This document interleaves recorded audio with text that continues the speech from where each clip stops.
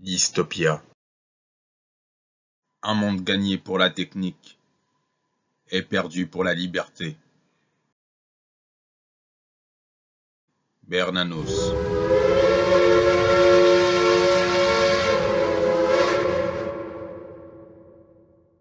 Chers auditeurs, bienvenue dans ce 14e contre-journal. Aujourd'hui, nous avons le plaisir d'accueillir Patrice Jean. Patrice Jean, bonjour. Bonjour. Alors, Patrice Jean, cette émission sera consacrée à votre livre Rééducation nationale, un livre paru le 19 septembre 2022 aux éditions Rue Fromentin. C'est un roman qui décrit avec humour les professeurs d'un lycée de Nantes, et je crois savoir que vous êtes vous-même professeur à Nantes. Non, je suis professeur à Saint-Nazaire, c'est pas très loin. Mais... Si je devais résumer l'histoire, je dirais que vous racontez les désillusions d'un jeune professeur du nom de Bruno Giboire, qui découvre la triste réalité de l'éducation nationale lors de sa première année d'enseignement. Et le livre aurait même pu s'appeler « Illusion perdue en salle des profs ». Oui, tout à fait. Mais comme la plupart de mes romans, il pourrait s'appeler Illusion perdue. Alors justement, première question, que signifie le titre Rééducation nationale? Alors le titre, c'est les seuls deux mots qui ne sont pas de moi, de tout ce roman. Donc on en a parlé avec l'éditeur, on cherchait un titre qui puisse à la fois évoquer l'éducation nationale et un aspect critique. Donc le préfixe rééducation nous a paru intéressant parce qu'il y a cette idée qu'on va non pas seulement éduquer, mais qu'on va rééduquer les malpensants ou qu'on va bannir certaines idées, certains professeurs. Oui, initialement, c'est sans indiscrétion, votre titre initial était... Le titre initial était À bout portant. Et le problème de ce titre, c'est qu'il n'évoquait pas l'éducation nationale. Il évoquait une sorte de règlement de compte, si on veut, mais il n'y avait pas l'éducation nationale. Donc le titre n'était pas très bon et j'étais d'accord avec l'éditeur pour en chercher un autre. Vous parlez assez peu dans ce livre du contenu des cours, assez peu aussi des élèves, même si il y a un petit moment où on y fait allusion lors de la grande polémique. Vous avez plutôt choisi le point de vue des professeurs. Est-ce que l'école est d'abord victime de ces professeurs? Alors, je ne sais pas si elle est victime de quoi que ce soit, mais disons que j'avais envie de parler, oui, des professeurs, mais pas seulement. Il y a eu les questions des inspecteurs, de la pédagogie, du proviseur, enfin, et puis de toute l'atmosphère qui entoure un lycée. Et les lycéens en font partie, évidemment, mais il est vrai que j'ai pas privilégié l'aspect des élèves. Quant à l'aspect, je pense que les professeurs, effectivement, ont une part de responsabilité dans les problèmes de l'éducation nationale. Mais enfin, je suis pas sûr que ce soit le problème principal. Si tant est qu'il y ait des personnes qui soient d'accord avec moi pour dire qu'il y a des problèmes dans l'éducation nationale, ce qui n'est pas forcément le cas de tout le monde. Comme vient de le dire Ignace, vous brossez le portrait des professeurs. Alors, si je devais résumer un peu, je dirais que dans votre roman, les professeurs de gauche sont majoritaires et ceux de droite sont traités comme des parias. Est-ce que la réalité est aussi caricaturale ou vous avez grossi le trait? Non, j'ai grossi le trait. J'ai grossi le trait parce que moi-même professeur, j'avais vraiment envie d'écrire un roman qui ne soit pas forcément un témoignage, qui soit plutôt une façon pour moi de m'amuser à travers des personnages ou des personnes que j'ai pu rencontrer. Bon, cela dit, il est vrai que, si vous voulez, c'est l'aspect politique, puisque vous en parlez, il est comme dans toute la société d'aujourd'hui, je pense. C'est-à-dire que les professeurs qui sont à gauche sont beaucoup plus présents et le claironnent plus facilement que ceux qui sont à droite. Par ailleurs, l'aspect, comment dire, pédagogiste et puis antipédagogiste vient renforcer cet aspect, enfin le côté, enfin l'opposition entre droite et gauche. Parfois on va qualifier ceux qui sont pour une pédagogie plus traditionnelle de gens de droite et ceux qui sont pour les pédagogies nouvelles de gens de gauche. Enfin, tout ça est évidemment à nuancer, puisque je connais des professeurs de la CGT qui sont par exemple extrêmement attachés à des enseignements plus traditionnels. On va poursuivre sur cette question de la pédagogie et votre livre décrit l'adhésion des professeurs et notamment le personnage principal du livre, en l'occurrence Bruno Giboire, au pédagogisme, à ne pas confondre avec la pédagogie et notamment leur adoration pour Saint Philippe Oui, Nérieux. c'est ça. Est-ce que vous pouvez nous expliquer à nos auditeurs le pédagogisme, ce que vous entendez par là et son impact dans l'éducation nationale?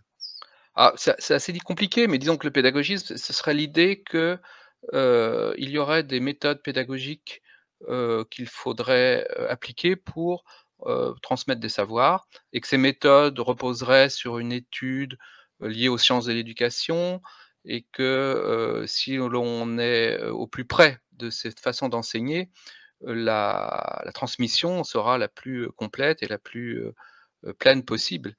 Ce que bon, pour ma part, à tort ou à raison, je contesterais, car je crois que l'enseignement relève plus d'un art, d'une certaine manière, d'une façon de s'adapter ou alors d'un sport, si vous voulez, un peu comme, je ne sais pas si vous connaissez le foot, mais en football, quand on joue, selon le placement des adversaires ou du ballon et cetera, on s'adapte, au moment présent, à l'instant présent pour pouvoir, être le plus efficace et je dirais que dans l'enseignement, c'est plutôt ça, c'est cette capacité à adapter un discours, des pratiques, aux élèves, au moment présent, au type d'élèves donc on a en face de soi.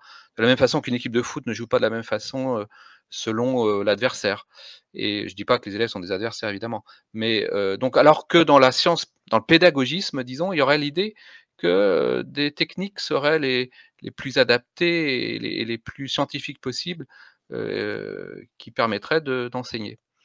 Et je pourrais en donner des exemples nombreux, mais voilà, donc ça, je crois que c'est une erreur, qui, qu'il faudrait, disons, corriger. Et aujourd'hui, est-ce que la tendance est à la correction de cette horreur ou on la poursuit? C'est un mélange des 2, c'est-à-dire que, il y a dans les textes, je crois, l'idée que le professeur est libre, hein, de sa pédagogie. Dans la réalité, c'est beaucoup moins vrai parce que, il y a des programmes qui sont là, qui sont extrêmement prégnants. Il y a des inspecteurs quand même qui viennent voir ce que font les professeurs, et puis il y a, voilà donc, en tant que professeur, moi je me sens, souvent un peu dans un corset qui ne me convient pas vraiment. Et je pense que le pédagogisme est toujours là, oui, oui, et il y a des réformes, enfin, absolument, permanentes où on explique, en tous les cas dans ma discipline, la façon exacte d'enseigner. Donc finalement, il y a assez peu de liberté, puisque même dans votre livre, le personnage principal, Bruno Giboire, se fait inspecter. Donc il a le tableau, le portrait de Philippe Nérieux. Donc il suit à la lettre, les règles qu'il a pu écouter ou recevoir, à droite et à gauche. Mais on sent finalement qu'il y a assez peu, même de mes discussions avec des professeurs, des amis qui sont professeurs, à chaque fois j'ai cette petite musique où ça semble être un vrai corset et il y a assez peu de liberté. Oui, enfin, disons que quand l'inspecteur, effectivement inspecte un professeur, celui-ci est tenu de proposer des cours exactement selon, un carcan, qui lui est imposé et c'est vraiment presque au millimètre près, hein. Donc là-dessus, il n'y a pas de liberté. En revanche, après l'inspecteur n'est pas toujours dans la classe et les professeurs peuvent malgré tout prendre des libertés de temps en temps avec ces règles qui sont censées, appliquer. Et je poursuis juste, mais ce qui me frappe, c'est que finalement cette, simple inspection et d'ailleurs dans votre livre on le note, détermine quelque part la carrière, et l'ensemble de la carrière d'un professeur et si on veut le flinguer, ce moment-là est idéal pour le faire. Tout à fait, c'est comme ça que ça se passe. Oui, oui. l'inspecteur passe plusieurs fois dans une carrière et selon enfin alors ça a un peu changé depuis quelques années, mais enfin, selon le rapport d'inspection, un professeur va monter plus rapidement les échelons de la hiérarchie, des professeurs et gagnera donc plus d'argent et cetera. Il y a aussi des si vous voulez, des contraintes qui sont celles-ci. C'est-à-dire que si, les inspections se passent pas selon les vœux de l'inspecteur, le professeur stagne un petit peu dans sa carrière et stagner, ça veut dire, à des salaires moindres. Donc il y a beaucoup de pressions, qui sont là et qui font que, ben, bon an mal an, le professeur, respecte malgré tout, ses théories pédagogiques. Alors, juste pour rester sur l'inspecteur, là aussi, est-ce que vous avez grossi le trait ou vraiment la plupart des inspecteurs sont comme ça? Parce que, par exemple, il y a l'inspecteur qui demande à Giboire, le personnage principal, d'aller parler, d'aller essayer de raisonner un collègue, Pierre Renoir, qui est un peu plus réfractaire au pédagogisme. Et puis, il y a une phrase qui est « On ne combat pas les inégalités en étudiant Boileau ». Est-ce que c'est vraiment ça décrit les inspecteurs? Alors, là, j'ai forcé le trait évidemment, je ne crois pas qu'un inspecteur irait jusque-là, quoique quoique peut-être. J'ai souvent entendu quand même des inspecteurs ou des professeurs dire qu'on ne pouvait pas étudier tel ou tel auteur parce qu'il était trop difficile, qu'il fallait adapter, les textes, aux élèves et cetera. Donc ça, c'est une vérité. Pour donner un exemple très concret, puisque vous en parlez, je me souviens d'avoir assisté, il y a déjà une dizaine d'années, je crois, à une séance, avec un inspecteur concernant des classes de BTS. Donc, à propos d'une épreuve qui est la culture générale, que j'enseigne comme le français. Et c'était donc pour l'examen d'année, enfin d'examen de fin d'année, de culture générale, et l'inspecteur nous avait invités à être extrêmement bienveillant dans les notes, avec cet argument que je vais donner, que c'était donc la dernière fois que les élèves auraient, comment dire, affaire à écrire une dissertation ou une composition française, et que par conséquent, il fallait être bienveillant parce que s'ils avaient une mauvaise note, ces étudiants donc de BTS, après, quand ils quitteraient donc le lycée, ne liraient pas. Vous voyez? Ne liraient plus. Donc là, on a clairement, si vous voulez, l'idée que, il faut être extrêmement bienveillant avec les copies et puis ne pas être sévère et ne pas être trop exigeant et avec l'enseignement parce que, au contraire de ce qu'on pourrait penser qu'un enseignement exigeant, formerait d'autant plus les élèves, ici l'idée c'est que cet enseignement exigeant serait au contraire une façon de les détourner de la culture. Très bien. D'ailleurs, ce qui est un peu contre-intuitif, vous preniez l'exemple du football. Oui, J'ai eu l'occasion de faire du sport et justement, plus on avait des entraîneurs rigoureux et plus on arrivait à se surpasser. Donc, j'ai du mal à percevoir et à saisir le, bah, c'est la la question de volonté. l'égalité, je pense. Parce que, ce serait et vous avez tout à fait raison, dans le sport, on est extrêmement, comment dire? Exigeant envers les jeunes joueurs, quel que soit le sport. On leur demande de se dépasser, d'en faire le plus possible. Donc, évidemment, ça crée des inégalités entre les joueurs, hein. Il y a des joueurs qui se révèlent être plus, performants que d'autres et dans l'école, on ne veut pas trop ça, hein. On veut que, comment dire? Les élèves ne se sentent c'est pas qu'on veut pas qu'il y ait des bons élèves, mais on veut pas que les élèves, qui aient des mauvaises notes se sentent mal. On pense que, ça va les détourner de la lecture, par exemple, si on leur met des mauvaises notes, des choses comme ça. Comme si un jeune joueur je sais pas moi, de tennis était dégoûté, par, des critiques de son entraîneur et que finalement il laissait tomber la raquette et ne jouait plus au tennis. C'est un peu l'idée, je crois, de cette, façon de penser. Je veux reprendre un peu toujours dans ce passage avec l'inspecteur, où il finit par, en se souvenant de sa jeunesse, je donnerai tout l'œuvre de Proust pour un inédit des Rolling Stones.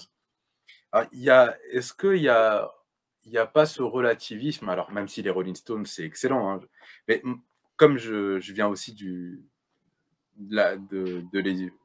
la science de l'éducation, nous, on nous apprenait très tôt, enfin, on essaie de nous faire entrer dans le crâne très tôt, que par exemple, un texte de rap, je ne sais pas moi, de Booba ou de n'importe quel autre rappeur, n'est pas moins bon qu'une œuvre de Balzac ou de Victor Hugo. Est-ce qu'il n'y a pas ce relativisme culturel, ce qui me fait penser un peu à la phrase de Dostoïevski dans Les Possédés, la question de savoir si Shakespeare vaut mieux qu'une paire de bottes?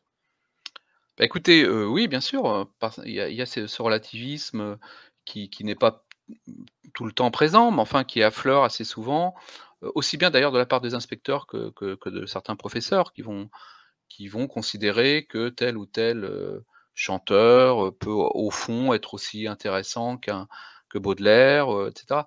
Donc ce relativisme est bien pratique parce que justement il permet de ne pas juger et comme le but, pour beaucoup, c'est malgré tout l'égalité, bah, c'est plus facile, si on ne juge pas, hein. C'est évidemment pour les élèves, si on leur dit que, tel ou tel texte d'un rappeur ou d'un chanteur de rock et cetera vaut, Nerval, c'est très rassurant et tout le monde est content.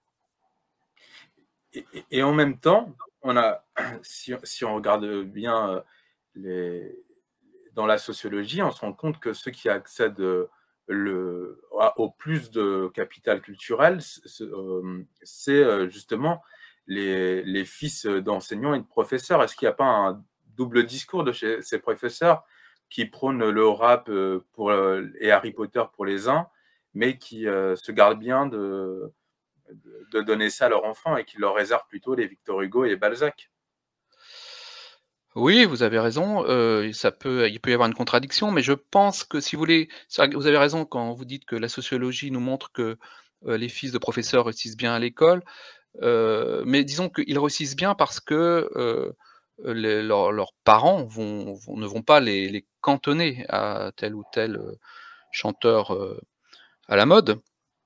Ils vont leur présenter autre chose et puis ils vont leur montrer qu'ils vont être très attentifs au fait que les enfants font bien leurs devoirs, ils vont les éveiller très tôt, ils vont leur, donner les mots qui vont leur permettre de réussir dans la scolarité et donc c'est pas forcément contradictoire, et je pense que, on peut à la fois effectivement, pour certains élèves qui ont, tous les codes en main, écouter, je ne sais pas moi, les Rolling Stones si vous voulez et à la fois apprécier Proust et ça ne posera pas de problème à ces élèves-là. Ça en posera aux autres, si vous voulez, ceux qui n'ont pas de parents enseignants et qui eux, risquent au contraire d'en rester, je ne sais pas moi, à tel ou tel groupe, plutôt que d'aller vers autre chose. Enfin, là, encore une fois, bon, moi je suis pas, sociologue, hein, ni, et cetera. Dans mon il faut voir aussi cette rééducation nationale, ça reste un roman, ça reste une fiction, et encore une fois, j'ai voulu m'amuser moi, parce que vous pensez bien que j'avais pas envie d'écrire un roman où, je serais retourné au lycée, après, y être allé dans la journée, le soir, j'allais pas me remettre à écrire, quelque chose d'extrêmement sérieux. Donc c'est aussi, je pense, mon roman avait pour fonction et pour but d'amuser, enfin tout en disant certaines vérités sur l'éducation nationale. Oui, c'est une satire un peu de Oui, voilà, c'est une satire, ouais. l'éducation nationale. Et puis, oui, là, on voit que vous grossissez le trait, juste sans révéler toute l'intrigue, mais il y a un des personnages qui est bien à gauche, hein, qui est un peu le Jean-Luc Mélenchon de la salle des profs, et qui Oui. prend un médicament qui le droitise, mais vraiment bien, bien à droite, quoi. Oui, un médicament qui était censé être plus, comment dire, aller dans la morale, enfin C'est ça. lui donner plus de moralité et en fin de compte, il y a une sorte de perversion et il devient quasi un facho et cetera. Mais si on poursuit un petit peu sur la mentalité des professeurs, leur psychologie, ce qu'on constate. Moralité, vous voulez dire? Vous avez dit mortalité. Ah pardon, j'ai dit mentalité et Ah pardon. psychologie. J'ai eu peur. les professeurs finalement que vous décrivez dans votre ouvrage brillent par leur conformisme. Est-ce un phénomène exacerbé dans l'éducation nationale? Le conformisme, alors bon, je pense oui, je pense qu'il est très grand. Bon, il concerne pas tous les professeurs parce que je pense qu'il y a quand même des gens extrêmement brillants et certains qui peuvent résister, mais bon, je pense malgré tout qu'il y a, plus de conformisme que ce qu'on pourrait attendre. Puisque faut bien voir qu'un lycée, par exemple, a quand même beaucoup de les professeurs, c'est quand même des gens qui ont fait des études, plus ou moins longues. Enfin, il y a quand même beaucoup de gens qui sont, docteurs en quelque chose, agrégés, certifiés, et cetera. Par conséquent, on pourrait s'attendre, me semble-t-il, à un peu plus d'esprit critique et c'est pas toujours le cas. Heu, bon, je veux pas non plus critiquer mes collègues et puis, avoir l'air de leur taper dessus, hein, mais, il est vrai que j'ai été moi-même étonné parce que, pour être franc, moi je viens d'un milieu plutôt populaire et quand j'étais élève, je croyais que dans les salles des professeurs, tout le monde ne parlait que de Platon, de Shakespeare et de Garcia Lorca, si vous voulez et quand j'ai commencé à fréquenter les salles de professeurs, en tant que professeur moi-même, je me suis aperçu que c'était absolument pas le cas, hein. On parlait pas vraiment de ça, on parlait effectivement beaucoup de politique, et il valait mieux être, progressiste. Et on parlait beaucoup de cours, de pédagogie et cetera et c'est pas tout à fait le les salons du XVIIIe siècle que j'imaginais moi élève quand je passais dans les couloirs qui se trouvaient derrière les murs. Et je rajoute un petit point, ce qui m'a marqué quand même dans votre roman, c'est cette espèce d'entre-soi. C'est-à-dire qu'on n'a pas l'impression qu'ils arrivent à aller vers d'autres milieux, vers d'autres sphères. Et donc ça tourne toujours, et je le constate aussi hein, autour de moi, ça reste un milieu assez clos. Et c'est peut-être ce qui explique aussi cette répétition des comportements et cette incapacité peut-être à aller chercher des explications ailleurs. Ignace, juste pour compléter ta question, dans votre roman, alors là on parle du roman, je ne sais pas si si c'est pareil dans la réalité, mais dans votre roman, les profs se font des amis chez les profs, ils se font même des maîtresses et des amants que chez les profs. Il y a vraiment, on mange ensemble, on travaille ensemble, on couche ensemble. Oui, alors bon, il y a cet aspect de clôture effectivement des professeurs dans un monde qui semble un peu répétitif. Heu, bon, c'est en partie vrai, il y a beaucoup de gens, professeurs qui se rencontrent, il y a des couples qui se forment, il y a des et cetera. Maintenant, je crois que c'est quand même vrai dans la plupart des professions, si vous voulez, si on prend une entreprise, il peut y avoir aussi des gens dans une entreprise qui, vont dîner ensemble de temps en temps, voire des histoires amoureuses qui se mettent en place. Il faut voir que, par exemple, dans un lycée, que celui qui est le mien, il y a plus de 200 professeurs. Donc, voilà, les gens peuvent se fréquenter et je fréquente en dehors du lycée certains qui peuvent devenir des amis. Cela dit, je suis quand même, je voudrais quand même rebondir sur la question du monde clos. C'est assez vrai, c'est assez vrai, c'est, un monde qui a peut-être parfois un peu de mal à comment dire? À sortir de la salle des professeurs. Et surtout enfin, disons dans les conversations, alors je sais pas, vous l'avez peut-être remarqué, mais les professeurs ont tendance, à beaucoup parler de leurs élèves, de leurs cours, de ce qu'ils ont fait dans la semaine, et cetera, et cetera. Si vous fréquentez des professeurs, vous pouvez peut-être, l'observer, voilà, enfin, pas tous, hein, mais certains, disons, du moins ont du mal à s'en sortir et il est pour quand même les excuser, je dirais que c'est un métier qui est extrêmement prenant, qui est beaucoup plus, dangereux, je dirais, qu'on ne le croit. Dangereux au sens où, à partir du moment où on rentre dans ce métier, on court le risque d'être totalement happé par, par ce métier. Pour quelle raison? Parce que, quand on est professeur, on l'est devant les élèves, mais on l'est aussi chez soi. Vous savez très bien que les professeurs le disent assez, on corrige des copies, on prépare des cours, donc et maintenant avec internet, c'est renforcé parce que parfois les élèves, les parents vous écrivent, via des sites pédagogiques pour avoir des informations, etc. Donc c'est quelque chose qui peut totalement, je dirais, dévorer les professeurs. Et moi, si j'étais un formateur, etc., je dirais aux jeunes stagiaires qui entrent dans l'enseignement, faites attention à vous, ce métier est dangereux. Vous courez le risque d'être totalement,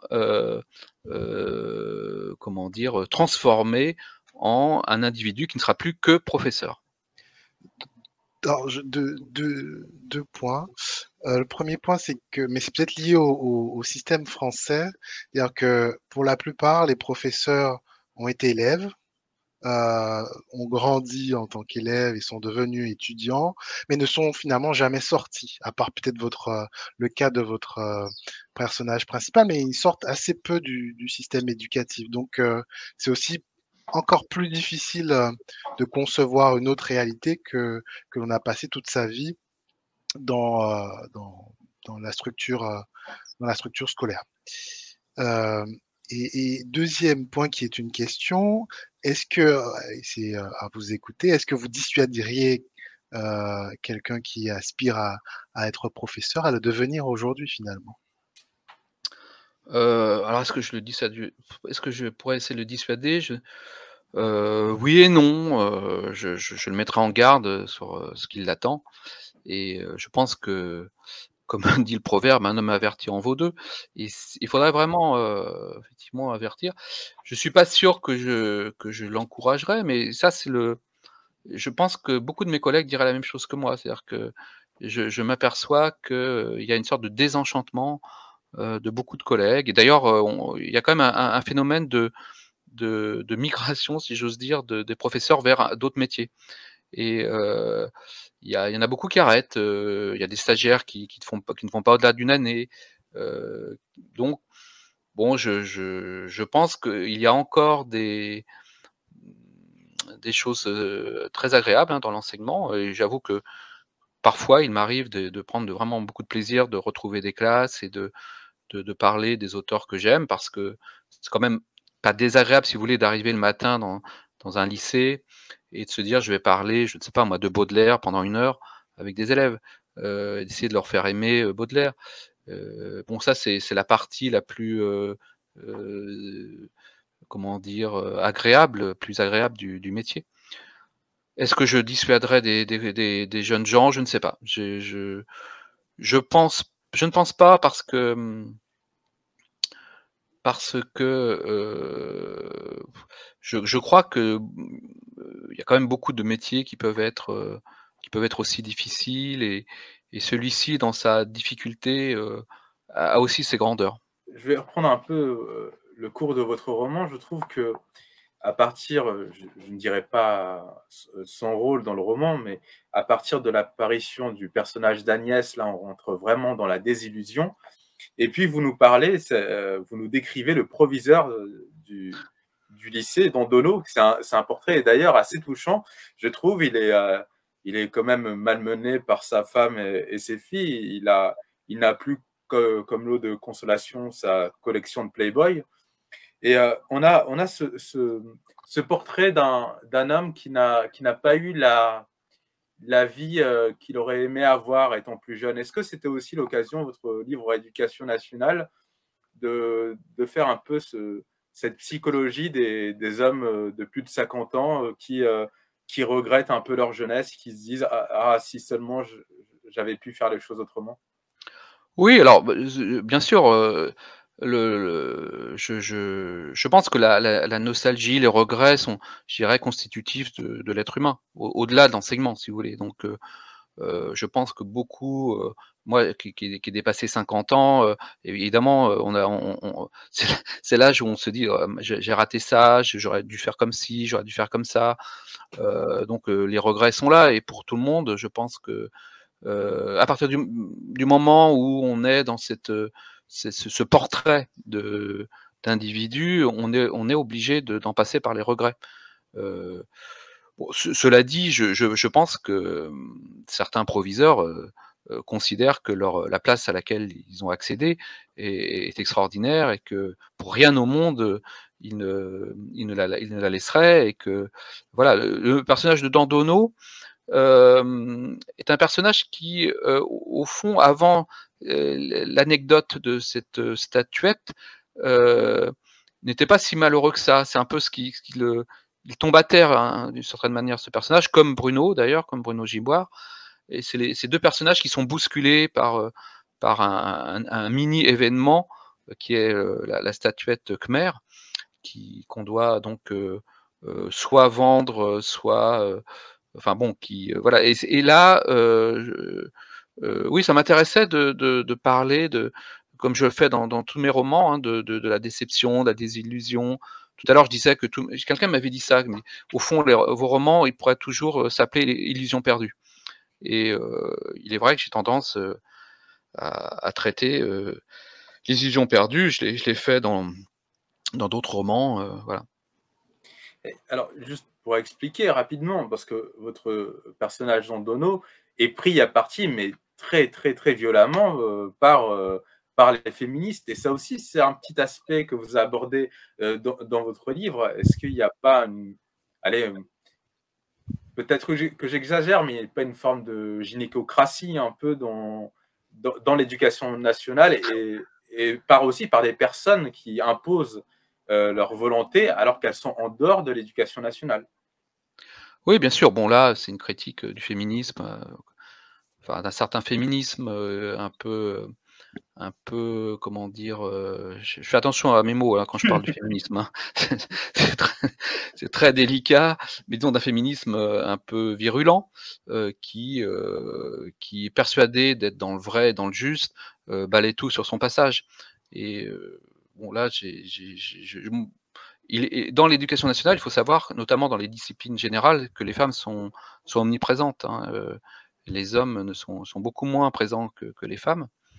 Et bon, voilà, oui, c'était une façon de m'amuser aussi avec le féminisme, qui, s'empare de cette statuette, pardon, pour asseoir un pouvoir. Donc voilà ce que j'ai voulu montrer. On sent qu'il y a aussi une petite critique en toile de fond de la prééminence de la technologie, puisque finalement, la vente de la statue, c'est pour avoir une salle technologique avec des ordinateurs dernier cri. Et on voit aussi dans la réalité les tablettes et les ordinateurs être de plus en plus présents. Est-ce que vous avez une critique ou Alors, juste, oui, une critique à l'égard de la technologie? Ignace, pour pas que nos auditeurs se perdent et sans révéler la fin du livre, en fait, il y a un affrontement au sein du lycée parce que il y a une salle d'informatique que les pédagogistes souhaitent construire, et ils souhaitent la construire en vendant une statue khmer cambodgienne, une vieille statuette. Et de l'autre côté, ceux qui sont plutôt à droite, ceux qui sont plutôt anti-pédagogistes, disent non, on ne peut pas la vendre puisque c'est une statue qui a une valeur symbolique, une valeur culturelle hors de prix. Et donc tout le roman, ça sera cette confrontation entre ces deux camps, et Bruno Giboire qui parcourt, votre personnage principal, qui parcourt le roman. Oui, alors bon, pour préciser, c'est-à-dire que ceux qui sont pour la statuette, hein, qui est une statuette khmer que Malraux avait volée. Alors vous savez que ça, c'est vrai, hein, Malraux a volé dans les années 20 à Angkor Wat un certain nombre de statuettes et de statues dans le but de les revendre pour avoir de l'argent et vivre tranquillement. Et il s'est fait arrêter et il y a eu une mobilisation en France pour le sortir de ce pétrin, mais c'est vrai. Et donc j'ai imaginé que parmi les statuettes qu'il avait volées, il y en avait une qui avait été donc comment dire, offerte au lycée Malraux, puisque le lycée de Nantes qui porte son nom, le lycée Malraux. Par conséquent, effectivement, ces statuettes et et sur la sellette, puisque en la vendant, on gagnerait de l'argent, ce qui permettrait d'avoir des ordinateurs, etc., etc. En soi, je critique pas la technologie. D'ailleurs, je l'use moi-même dans mes cours. Simplement, je voulais dire que comment dire, c'était pas la panacée non plus. Si vous voulez, il y a cette croyance que le numérique, l'informatique, etc., les ordinateurs permettraient d'enseigner. Cette croyance, je pense, est fausse, hein. C'est-à-dire qu'on l'a vu d'ailleurs au moment, parce que moi j'avais écrit ce roman avant le Covid, et ça a été quand même le Covid et l'enseignement à distance, qu'on appelait le téléenseignement, ça a été, je pense, une catastrophe, hein. Les élèves n'ont pas travaillé chez eux, derrière l'ordinateur, etc., etc. Bon, donc c'est plus une sorte de. C'est-à-dire que ce qui est amusant, c'est que on puisse croire que de vouloir défendre une statuette khmer, c'est une attitude de droite, et puis que de défendre les ordinateurs, ce serait une attitude progressiste. Et ça m'amusait de montrer une opposition qui en réalité est évidemment n'est pas réductible à des prises de position politiques. Et d'ailleurs, juste sur la question des ordinateurs, c'est assez amusant, comme vous le dites, parce que c'est toujours présenté comme une avancée pour l'éducation nationale. Or, ça fait depuis les années 60 qu'on sait que ça ne peut pas pallier la présence humaine. On a essayé déjà dans les années 60 de remplacer les professeurs par des ordinateurs aux États-Unis, et ça a été un échec total. Moi, je pense qu'il faudrait penser vraiment. Alors là, pour le coup, il faudrait que des spécialistes de la pédagogie pensent l'usage qu'on pourrait faire de l'ordinateur. Je pense qu'il y a un usage possible, mais en tout cas, ça ne peut pas être une substitution à l'enseignement. Pour la bonne raison que, si vous voulez, que les élèves à qui on a affaire, alors je ne parle pas des collégiens, mais même des lycéens, sont des adolescents. Donc ils préfèrent évidemment s'amuser, faire autre chose que de travailler des heures et des heures devant l'ordinateur. Donc si vous n'avez pas un professeur qui est là pour les motiver, pour comment dire, vérifier qu'ils travaillent, pour leur expliquer avec devant chacun ce qu'ils ne comprennent pas, etc., c'est quasiment impossible en réalité. Et on aurait pu croire que ce soit pas le cas, hein. Moi-même, au moment du Covid et qu'on m'a demandé de faire des cours par téléenseignement, je me suis dit: «Pourquoi pas?» Et j'ai vraiment constaté que ça ne marchait pas, ça ne fonctionnait pas. Alors pour ce que vous disiez sur les années 60, alors je ne sais pas si c'est vrai, mais on dit toujours que dans la Silicon Valley, tous les gens qui travaillent donc pour Google, etc., etc., ne permettent pas à leurs enfants d'avoir des ordinateurs, et préfèrent que leurs enfants travaillent avec un tableau noir, enfin en bref, avec des moyens plus traditionnels. Oui, c'est tout à fait vrai. Il y a des écoles spéciales sans ordinateur, hors de prix bien sûr pour les hauts cadres de la Silicon Valley. Et puis il y avait, je crois que c'était un des dirigeants de Facebook qui avait dit qu'il mettait cette, je cite, merde hors de portée de ses enfants. Alors moi, ce que je peux dire, c'est que les élèves, alors c'est quand même très très frappant, c'est que ouais, c'est vraiment un phénomène. Alors bon, je n'en parle pas dans le roman, mais sont tout le temps avec leur portable. Alors en cours, par exemple, il leur arrive de bavarder. Alors je leur dis: «Écoutez, vous discuterez après le cours, hein». Et quand le cours est terminé, qu'il y a un intercours, donc ils vont dans le couloir, et là, ils ne bavardent pas, mais ils sont tous sur leur portable. Et je trouve ça quand même très très étonnant, quoi. Enfin, voilà. Oui, ça détruit les rapports sociaux. Bah, quand on prend le métro, le Voilà, tramway, par le exemple, transport en oui. commun, on voit que plus personne ne se parle. Alors juste sur l'usage des ordinateurs, euh, vous donnez un exemple assez amusant, c'est le proviseur, encore une fois, Don Dono. Donc il prépare les emplois du temps pour la prochaine année scolaire, et vous dites qu'il oubliait de temps à autre les tableaux Excel, les horaires, les classes, pour s'échapper sur un site porno, une page sportive, une vidéo musicale. Bah, je crois que c'est à peu près l'usage qu'en font les adolescents aussi. Oui, bah, tout le monde peut faire de cet usage-là. C'est effectivement, on est tenté, je pense, avec l'ordinateur, d'aller vers ce qui nous intéresse. Donc, je crois que si on faisait l'historique de chacun, on verrait ces centres d'intérêt assez, facilement apparaître et finalement, l'ordinateur ne fait que refléter, un certain nombre d'intérêts, ce qui est tout à fait normal et ce que je ne critique pas. Simplement, effectivement, un élève, quand il va à l'école, est confronté à des disciplines qui, sont pas forcément celles qu'il aurait aimé, comment dire, avoir, mais qui sont quand même nécessaires à sa formation intellectuelle. Si vous voulez, par soi-même, un élève ne va pas lire Platon, ne va pas lire, je ne sais pas moi, Oscar Wilde, il va préférer, je sais pas, aller voir un match de foot par exemple ou un match de basket et puis, donc mais et on est obligé de comment dire, de l'empêcher d'aller vers ces tendances. Non pas par sadisme, hein, mais parce qu'on sait que ce sera bien pour lui. Et on sait qu'il faut l'enlever de temps en temps de ses préoccupations, disons, assez sommaires, pour le tirer vers quelque chose de peut-être plus méditatif, plus réflexif, et qui nous en voudra peut-être sur le moment, mais qui nous remerciera après. Dans le roman, dans votre fiction et dans la réalité, l'école semble gravement malade. Vous avez parlé de problèmes, on parle de malade. Est-ce que vous pensez que le ministre de l'Éducation nationale, Pap Ndiaye, la guérira ou au contraire aggravera la situation?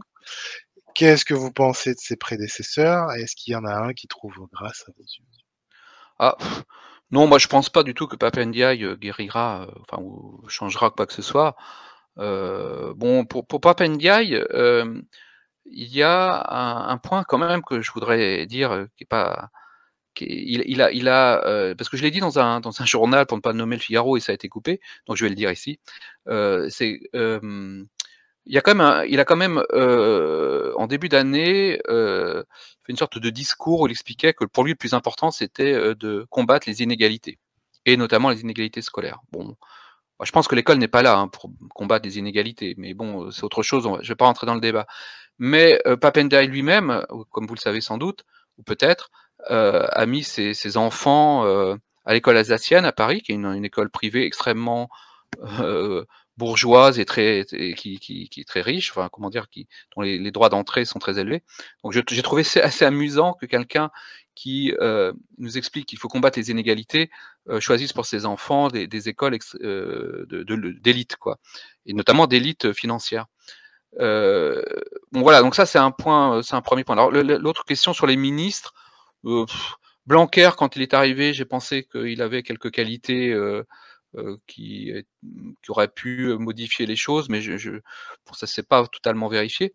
Heu, je crois aussi, c'est quand même une des raisons, peut-être la raison principale, qui fait que l'éducation nationale ne fait pas peut-être les réformes ou l'examen de conscience qui devrait être le sien, c'est que les ministres passent, si vous voulez, et les gens dans les ministères restent. Et je pense que c'est les gens dans les ministères, d'après ce que j'ai cru comprendre, qui font les choses. C'était, je crois, Luc Ferry qui avait dit ça, que lui était resté 1 ou 2 ans comme ministre de l'Éducation nationale. Il avait dit que c'était quasiment impossible de changer quoi que ce soit parce que les, les plans, les programmes sont mis en place pour plusieurs années. C'est quelque chose comme le disait, je ne sais plus quel ministre, c'est une sorte de mammouth, hein, qu'on ne bouge pas comme ça. Donc, je pense que j'aimerais bien, hein, que Pape Ndiaye réussisse à améliorer les choses, mais j'ai quelques doutes. Voilà. Mais ça semble assez paradoxal parce que les réformes semblent être très rapides, les réformes s'accumulent, et donc on a l'impression que les programmes changent du tout au tout assez rapidement. Et finalement, là, vous dites que le fonctionnement, au contraire, est beaucoup plus long dans son exécution, qu'il y a beaucoup plus de conservatisme à l'intérieur de l'institution. Donc, moi, je vois deux choses qui semblent se contredire. Bah, c'est-à-dire que oui, il y a des réformes, mais si vous voulez, je pense que ces réformes, ne sont pas forcément essentielles. C'est le 1er point et puis 2e point, elles sont toujours, dans le même sens. Enfin, c'est, c'est l'idée que, on va changer peut-être de méthode pédagogique, mais enfin, il y aura toujours des méthodes qui s'imposent. Heu, je pense que, ce sont, si vous voulez, des réformettes, quoi. C'est pas c'est on n'en est pas encore là. C'est-à-dire le je pense aussi que ça doit être très difficile, hein, de prendre à bras le corps l'éducation nationale parce que dès qu'il y a des réformes, il y a des grèves, les grèves sont quand même craintes, hein, parce que les élèves suivent et très vite c'est un bazar pas possible. Donc je vois pas comment on va pouvoir modifier vraiment en profondeur. D'abord il faut en prendre, conscience et le constat que je fais, tout le monde ne sera pas en accord donc ça sur le constat on ne sera pas tous d'accord et par conséquent sur la réforme à appliquer et l'examen de conscience et la révolution qu'il faudrait, faire, c'est compliqué quoi, en fait. Alors, juste, vous parlez de réforme, celle qui a été la plus marquante ces dernières années, c'est la réforme du baccalauréat. Euh, Comment elle a été accueillie et que pensez-vous de cette réforme? Est-ce elle améliore vraiment la situation des élèves ou est-ce que c'est quand même là pour accentuer les inégalités si chères à Pape Ndiaye? Non, je pense pas qu'elle a été, construite pour accentuer les inégalités, c'est plutôt l'inverse. Mais je crois pas qu'elle soit, qu'elle change grand chose, hein, moi j'y suis moins comment dire? Confronté.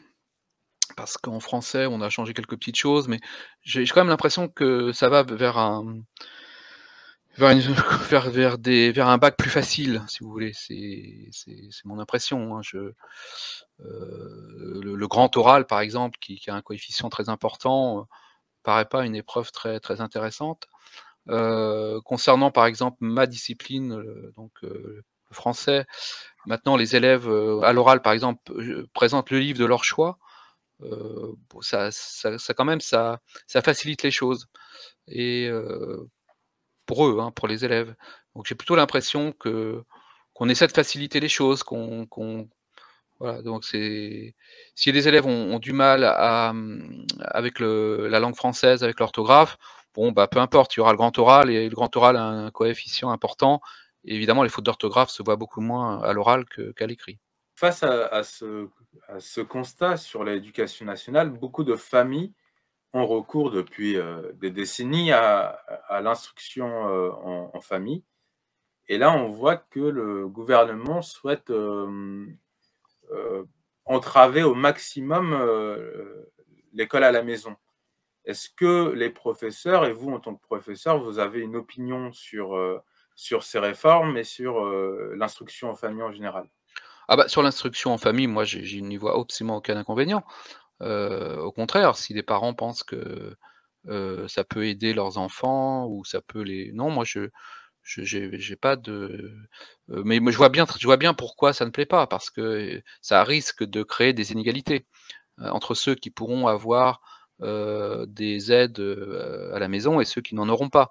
Puisque, la lutte contre les inégalités est le principe premier maintenant de l'éducation nationale, ça ne peut que gêner effectivement, le ministère. Et il y a aussi peut-être une crainte de rééducation nationale? Dans quel sens vous voulez dire Ouais, de une véritable rééducation des enfants puisqu'on constate que oui ceux peut-être, qui oui. avaient des difficultés à l'école s'en sortent mieux avec la famille. Oui, alors peut-être qu'il y a l'idée qu'on va leur enseigner peut-être des idées qu'ils ne doivent pas, connaître, c'est possible. Mais je crois que c'est plutôt l'idée de l'inégalité en fait, que ça, viendrait accentuer. Pendant un temps, je l'ai entendu dire, je crois que je l'ai mis dans le roman, que les devoirs à la maison, il fallait en faire le moins possible, parce qu'il y avait ceux qui pouvaient effectivement à la maison avoir leur bureau et donc travailler tranquillement dans le silence, voire être aidés par un père, une mère, un grand frère et cetera. Et puis il y a ceux qui n'avaient pas accès à un bureau en particulier, qui n'avaient pas, que les parents ne pouvaient pas aider, etc. Par conséquent, les devoirs à la maison entravaient, enfin, contredisaient la nécessité de l'égalité scolaire. Moi, si vous voulez, si les devoirs à la maison, si j'en donne moins maintenant, c'est pas tellement pour ça, c'est parce que les élèves, effectivement, en général, vont sur Internet et me donnent des dissertations qui ne sont pas les leurs. C'est l'inspecteur, juste, vous parliez de... Oui, c'est ça, oui. Dans le roman, c'est l'inspecteur qui fait la remarque à Bruno Giboire, qui a eu la mauvaise idée de donner des devoirs à la maison. Et donc, il lui fait tout un laïus sur les inégalités que cela peut entraîner entre les élèves. C'est ça, oui, c'est exactement ça. Voilà, je l'ai mis dans le roman parce que c'est des choses que j'ai entendues de la part d'inspecteurs, de pédagogues, etc. Mais alors pourquoi ils vont pas plus loin? C'est-à-dire que pourquoi il n'y a pas cette volonté de supprimer finalement les écoles privées, puisque certains ministres, vous parliez de Papendiaï, mais j'ai cru comprendre et entendre que Madame Belkacem, ancien ministre de l'Éducation nationale, avait aussi ses enfants à l'école alsacienne. Donc Oui, pourquoi ne pas supprimer carrément tout et mettre tout le monde dans l'éducation nationale? Un vrai modèle soviétique. Tout à fait, mais je pense que là, mais c'est très simple, c'est parce que ils savent très bien que eux, ils veulent, et je les comprends, hein, que leurs enfants aient le meilleur. Donc, si vous voulez, l'égalité, c'est pour les autres, c'est pas pour eux. Là, on est vraiment dans le modèle soviétique pour le coup, où on prétendait en Russie soviétique qu'il y avait une égalité, mais on savait très bien que les apparatchiks du parti bénéficiaient d'avantages, etc. Là, effectivement, moi, je pense que parce que l'école alsacienne, je ne sais plus, dans le 5e ou 6e arrondissement de Paris, ici, il n'y a que des grands bourgeois et ils veulent pour leurs enfants la meilleure école possible. C'est ça. C'est pour ça qu'ils ne veulent pas supprimer les écoles privées, parce que les écoles privées permettent à leurs enfants, quand c'est nécessaire, d'échapper au tout venant du public. C'est profondément injuste. Et c'est ça qui m'agace, si vous voulez, c'est que des bourgeois mettent leurs enfants dans les écoles privées, les plus grands, les meilleurs, etc. D'accord, mais qui ne viennent pas après prétendre qu'ils n'ont qu'une idée en tête, c'est de combattre les inégalités. Alors, toujours au nom du combat contre les inégalités, on constate une disparition des humanités. En fait, on constate une disparition a posteriori. Elles ont quasiment disparu de l'éducation nationale. Est-ce que... Je dirais quand même pas ça, parce que il y a quand même toujours la philosophie, le français. Il y a même une nouvelle matière qui s'appelle humanité, littérature et philosophie. Oui, c'est dans la réforme du bac. La réforme de Blanquer, oui, c'est ça. Mais par exemple, à Sciences Po, ah oui, à Sciences Po, l'oral a été... de culture générale, oui, a été exprimé, oui. Mais on sent bien quand même que ce n'est plus les mêmes contenus qu'il y a quelques décennies. Pour avoir suivi des... Alors, pour aller dans votre sens, je dirais qu'effectivement, le latin et le grec, qui étaient quand même la base des humanités, hein, puisqu'au départ c'est ça, ont totalement, se sont extrêmement marginalisés dans les lycées. Et la réforme Blanquer, d'ailleurs, là-dessus, a été une catastrophe. Hein, le grec a pratiquement disparu de tous les établissements, et le latin ne concerne que quelques élèves. Ça, c'est vrai. Oui, les élèves ne côtoient aujourd'hui le grec qu'en sandwich. Oui, voilà, dans les kebabs, oui, c'est bien aussi, hein, vous me direz, mais c'est autre chose. Et alors, toujours dans cette disparition un peu progressive des humanités, est-ce qu'il n'y a pas une politique au nom de l'égalité? On se dit, on ne peut pas avoir des millions de personnes avec un haut niveau intellectuel, donc au nom de l'égalité, on aura des millions de crétins. Bah écoutez, c'est le danger, effectivement, c'est le danger. Il est plus facile de faire des millions de crétins que des millions d'Aristote, c'est sûr. Mais bon, je sais que pour certains penseurs, certains théoriciens, il y a cette volonté, je l'ai lu plusieurs fois, effectivement, que tout ça ne serait pas un hasard, si vous voulez, que l'abaissement du niveau serait voulu par le capitalisme pour finalement avoir une société de d'îlots, hein, qui n'aurait que but de s'amuser devant des jeux vidéo ou devant des séries, etc., etc. Et puis on ne conserverait qu'une élite, forcément, enfin, comment dire, je sais pas. Là, j'avoue ma perplexité et j'espère que c'est évidemment pas ça. Ah, donc, votre roman Rééducation nationale est donc un conte philosophique. C'est finalement ce qu'on retiendra de ce roman. Donc, je vous remercie d'avoir accepté notre invitation.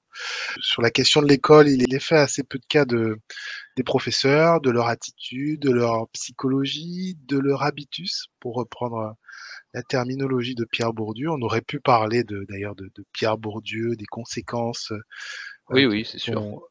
de son ouvrage, de ses ouvrages sur l'éducation.